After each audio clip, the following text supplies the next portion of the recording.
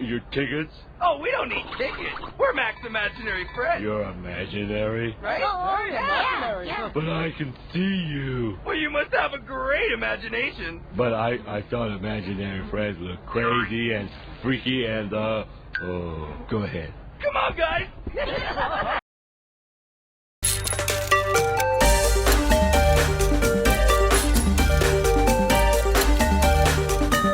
Commercials are mostly aired and used to serve two reasons.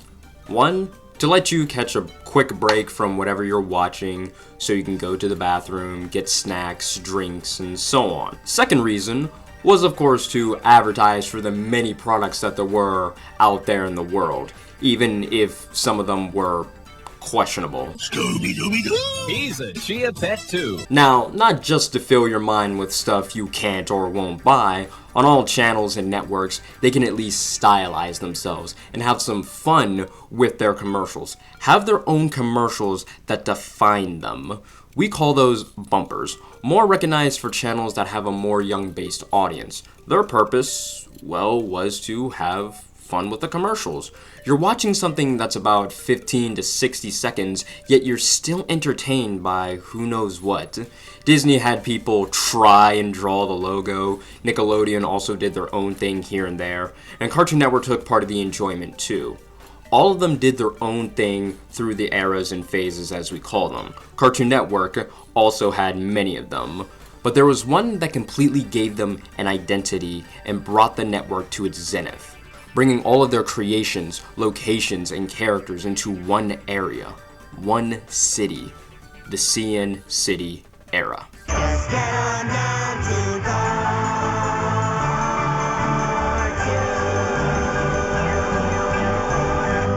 Wow! Where's that again? Cartoon Network. June 14th, 2004 was the start of the CN City era. Compared to not only other channel bumpers, but Cartoon Network's own previous bumpers and eras, this one gave CN a place and a name that had respect. All, if not most, of CN's characters and locations, at least the major ones, from their retrospective shows, make up a whole city, where each character can interact with each other like it's just a normal day, just another Wednesday if anything. They can be seen doing crazy stuff for what they're known for, or just simple everyday things of just going to the store. Take this for example. We have people doing laundry or taking the subway, or sometimes doing the dumb shenanigans that some of them might be known for. It's just fun to watch your favorite characters from different shows in the same spot doing stuff together. Along with the city itself, it almost seems like a place where people could actually try and live there. And a nice touch that they do throughout the years as the city went on is that they added a day, night, and seasonal cycle for every other commercial as time went on, making it really appear that the cartoons do live there, an actual place to call home. Now, I know, crossovers exist, and so it's not like this is anything new or spectacular, even at the time. Nickelodeon has done something like this before in many different ways. Same for Disney, for their cartoon and live action stuff. But the Cartoon Network city, I can't think of any other set of commercials and bumpers that overload your senses from nostalgia, not only just from a visual standpoint, but going back and listening to the background music even that they would use for their bumpers to tell you the schedule. And it just makes me think, man, I wish I knew about this sooner in my life.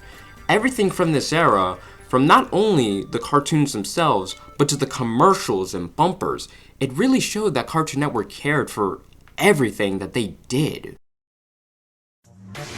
Now it's the grim adventures of Billy and Mandy. Then it's Codename Kids Next Door. This is Cartoon Network. Hi, Blue here. Now it's Foster's Home for Imaginary Friends. Then it's Bo on Cartoon Network.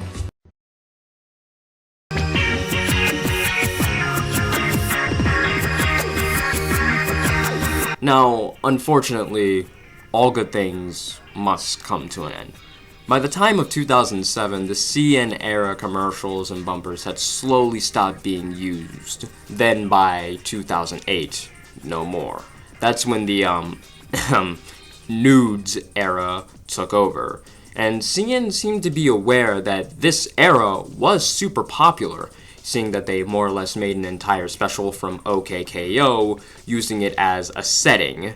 Maybe it could have been something if they did keep the city up and running, and instead of just completely getting rid of it, they could have just added the new cartoons and characters to the city population, but I guess it doesn't matter by this point. If anything, instead of wishing for it to be brought back and possibly ruined for blind nostalgic profit and revenue, let's be glad that it did happen in the first place. And they did a damn good job at keeping us entertained. And some of you might be wondering why I even did a video like this on something so niche and minuscule of commercials and bumpers, you know, stuff that, again, is only on screen for about 15 to 60 seconds. Well, I asked a good friend of mine, Yade, hello Yade, and he said that it would be a good video idea, mostly from the fact that it is now the CN City era's 15th anniversary. It started on June 14th, 2004, and now being just a little bit more than over 15 years since it started. So yeah, that's pretty much it about the City era for Cartoon Network. Let me know what you guys think in the comments below. Questions, comments, and concerns, you know what to do. Same thing goes for the links. Thank you for watching. That's greatly appreciated, of course. Have a great day, have a great night, and everything else, you know what to do.